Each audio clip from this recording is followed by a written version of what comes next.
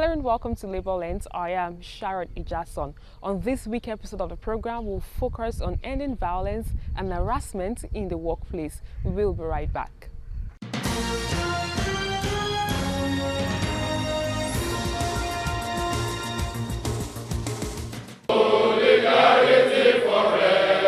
Organized labor under the trade union side of the Joint National Public Service Negotiating Council has threatened to embark on an industrial action if the federal government does not take urgent steps to ensure that the Joint Council sets out to work out the consequential adjustments and produce a fresh salary structure in line with the new national minimum wage.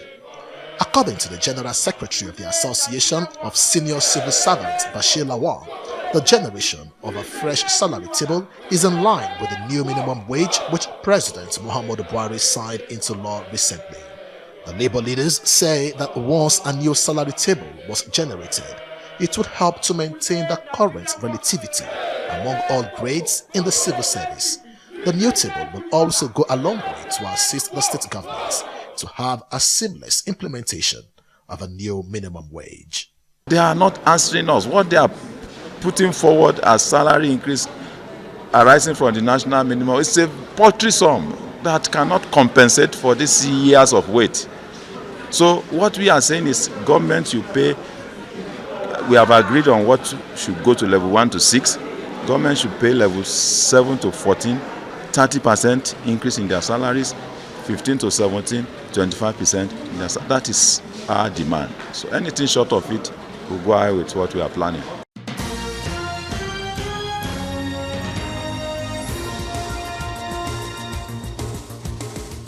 We have over 100 Nigerians working, and this way they are casual workers. And I like what you just asked. If you engage a casual worker, after 3 months you need to staff them. Do they even have a staff? How many staff do they have? Like they say this person is a salary and I'm paying taxes on them than just casual workers. That was a verdict by the Lagos State government sealing Shengfa Nigeria Limited until it complied with safety measures. I visited the footwear manufacturing factory in Lagos when the international community celebrated the Child Labour Day. Then, I discovered how underage children are forced to work for 12 and 18 hours daily at the factory. That visit drew the attention of the authorities to the plight of the workers.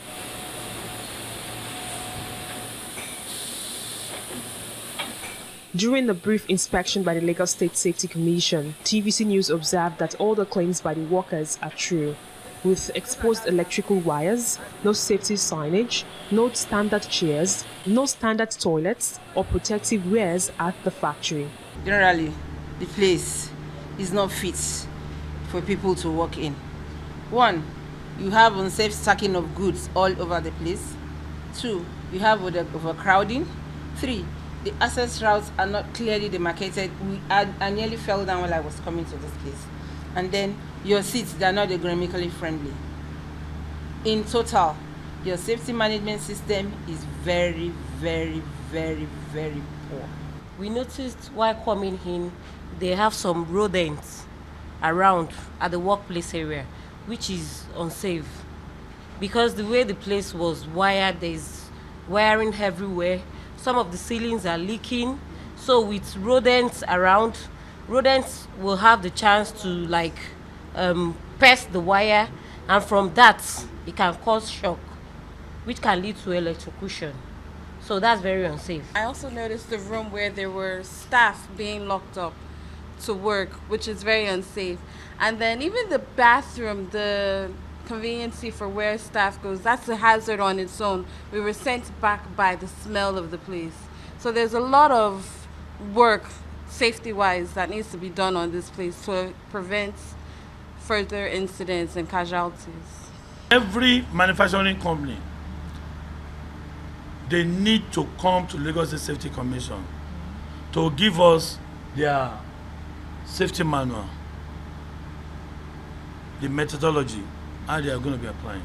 Then they need to come for certification because we audit them.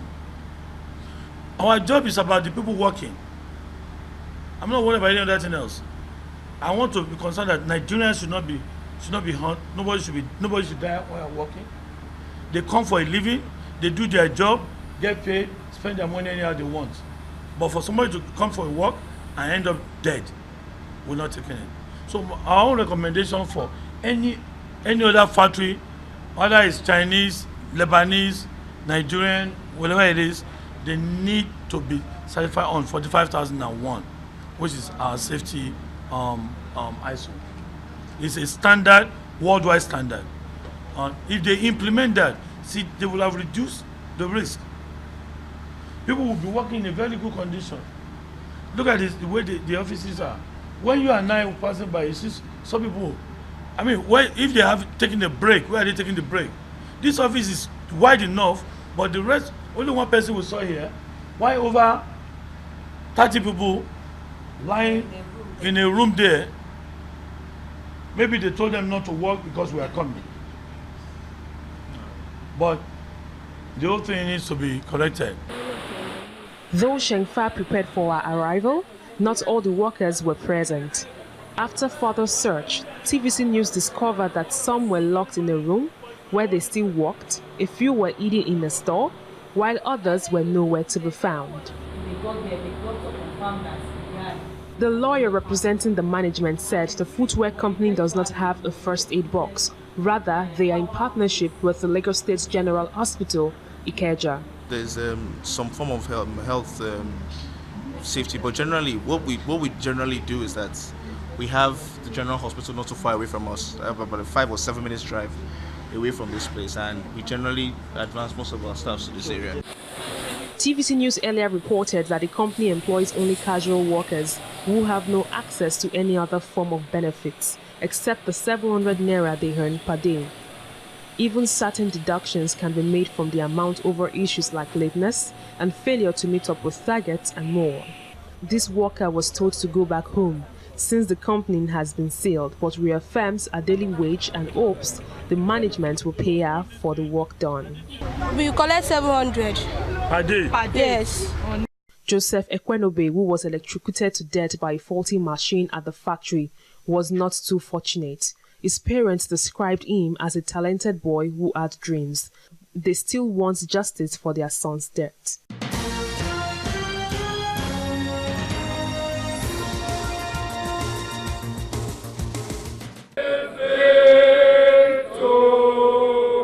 The debate on labor and its role in nation building has been a major public discussion recently. The Vice Chancellor of Nasarawa State University, Lafia, at a brief lecture, spoke on the essence of contribution of workers to the wealth generation in the country. It is through the labor of workers that we can produce.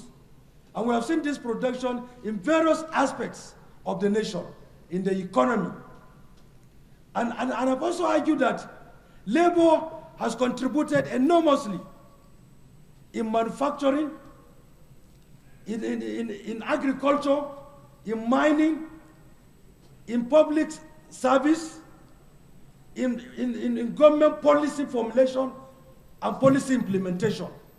These are all critical or essential for nation building. During the opening ceremony, the outgoing president of the Trade Union Congress, TUC, Boy Kagama, spoke on the challenges facing the labor movement. Fellow comrades, Nigeria is the most populated country in Africa, but not the most peaceful or successful. Our tale is that of anarchy and absurdity. Hardly a day passes by without news of killings, spate of bombing, assassinations, kidnappings, and suicide bombing. This seems to have overwhelmed our security operatives. Nowhere is safe now, including the homestead of Mr. President and the former Minister of Defense. When we say we are going to protest, the protest must take place.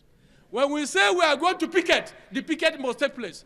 When we say we want to change the rule, for the rule to work for the majority, we must be on the street to give effect to it. A minute's silence was observed in honor of the third Deputy President of TUC, Francis Olabode Johnson, who was also the President of the Petroleum and Natural Gas Senior Staff Association. Thank you, long live TUC, long live Nigerian workers, long live Civil Society of Nigeria, long live the Federal Republic of Nigeria.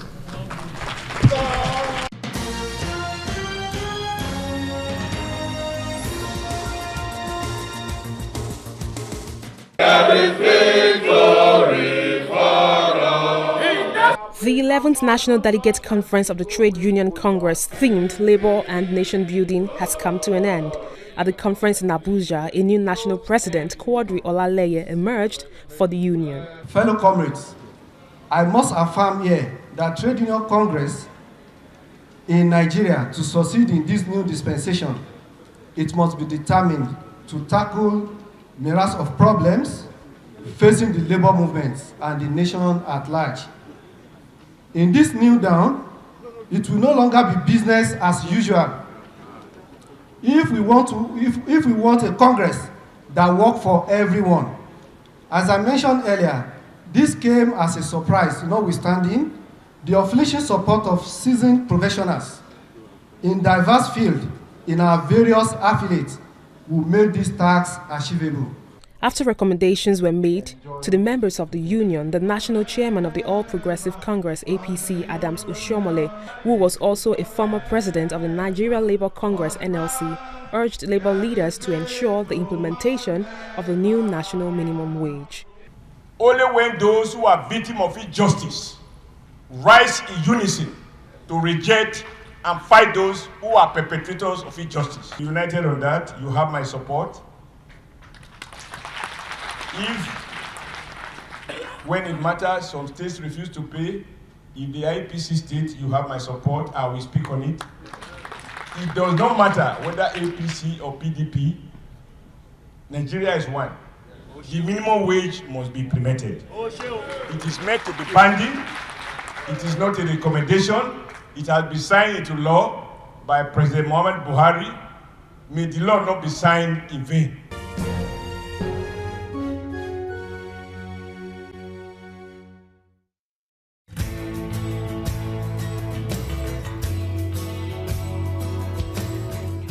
On the profile interview segment this week, I will be speaking with the head of Nigerian delegates who chaired the End Violence and Harassment in the Workplace. Take a listen.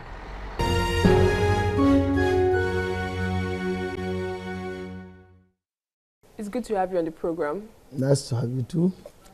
A lot has been happening as we celebrate 100 years of the International Labour Organization. Can you give us the summary of what you've experienced here and what you're going to be taking home back to Nigeria? Yeah, well, as you said, a lot of things have been happening from the opening of this conference throughout these days.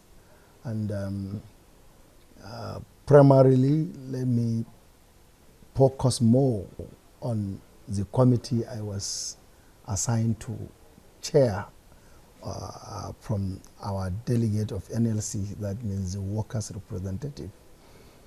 Coincidentally, I'm assigned to be the chairman of the workers' group on violence and harassment in the world of work committee. And coincidentally, this issue is the main or the new issue before this centenary International Labour Conference that is taking place here in Geneva.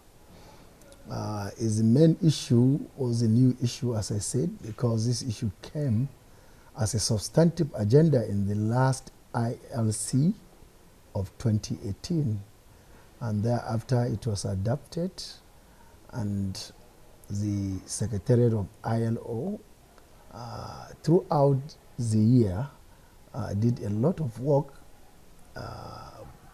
from designing and sending questionnaire to member states to gather and collect opinion and input to develop the issue of violence and harassment in the world of work as a substantive issue, as you can see in this conference. And we are happy as representative of workers, particularly representing Nigeria, that this issue has received the maximum attention it deserves from the conference.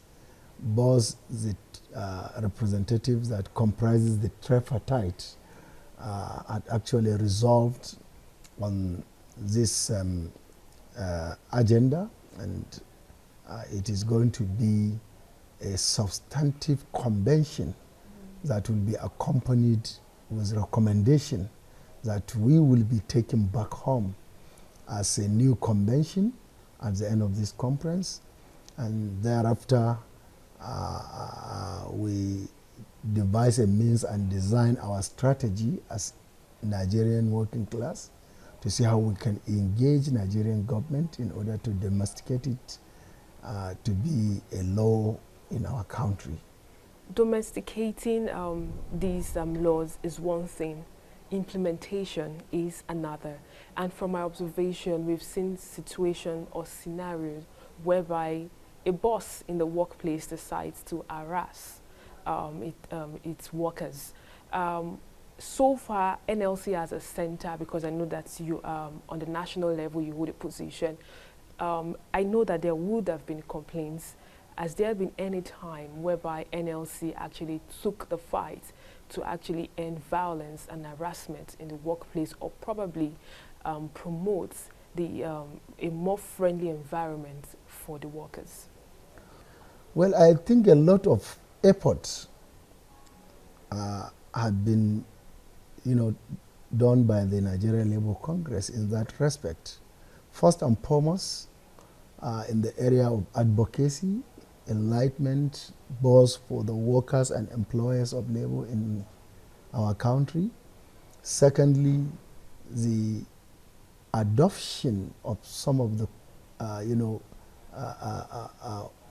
best practices across the globe in the area of protection of workers in the workplace against all forms of violence and harassment had been one of the major activities Nigerian Labour Congress had been engaged in for a very long period of time. One of the advantage of being here is to exchange ideas and also to get the situation across the globe, and that is one of the leading discussion, because for you to support your argument on any piece of issue, certainly you must be practical by supporting it with some evidences. And violence and harassment is one of the challenges, one of the risk most of the workers are passing through in their working places. And that was why Nigerian Labour Congress gave it the attention it deserved in the area of advocacy, as I said from the beginning, enlighten our workers to be alive and also to be more enlightened on the symptoms of those violence and harassment, so that they would sit off.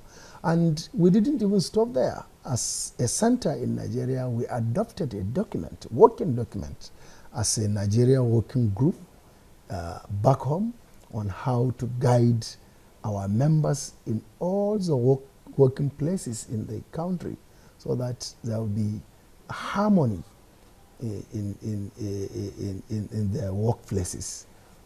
From my experience, I know that we have so many male and also females that actually experience violence and harassment in the workplace. Are there practical ways that the Nigerian Labour Congress wants to actually address this issue?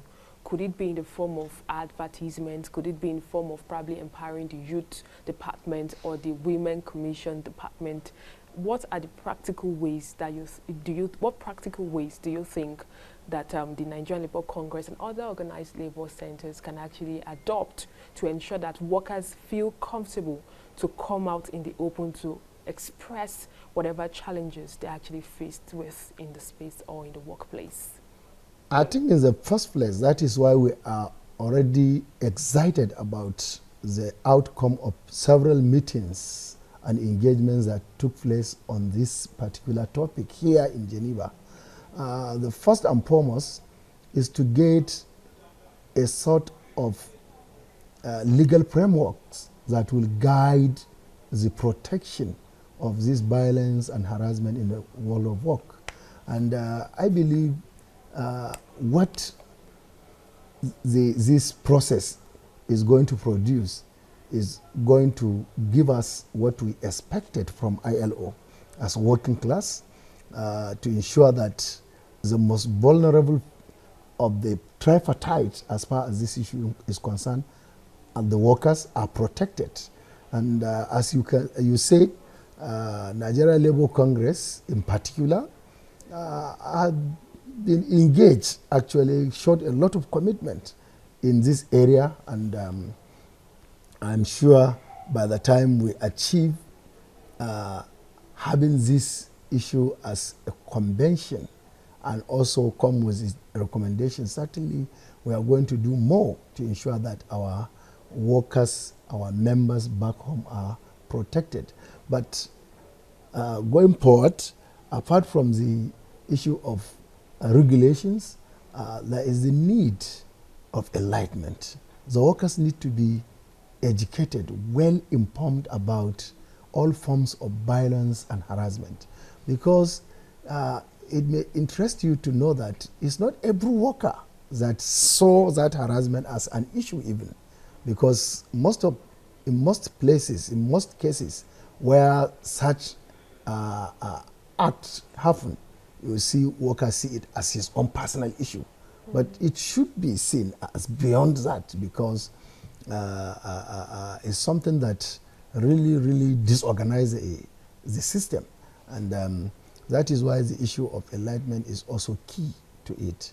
And we are going to look at it and do what is necessary in order to carry all the working class along, enlighten them, and do what is expected on them to protect and ensure that they raise their voice when there are issues like that. There's this conversation about pay disparity, especially when it comes to what a man earns and what a woman earns on the table for doing the same work. Is there any plans to ensure that probably there's more advocacy in Nigeria as regards ensuring that there's gender equality in the workplace? Yes, in fact, it's part of the second leg of the activities that took place in this conference. I believe you are aware of the protest that went on by the workers group in the conference because of the demand for new social contract between the workers and the employers of labor across the globe. And we are demanding for new social contract that will promote, and prevent the issue of disparity in income, disparity in and discrimination at the workplaces, to a new contract order that will provide equality between the working class across the globe, and also provide new social order that will ensure protection of workers actively in service and those that are on retirement. That means the issue and the challenges across the globe on a pension and gratuity payment. So is the second issue that working class in this conference are demanding, and their voice is well heard, or our voice is well heard. And we decided to engage in this because about 40 head of governments from various countries attended this conference. That's what makes this conference unique. And this new demand is aiming at ensuring that decent work is achieved. Casualization of workers, outsourcing of staff are some of the forms of violence and harassment in the workplace. And there's this trend of workers working longer hours than expected. We know before now that many workers actually went on series of strikes globally.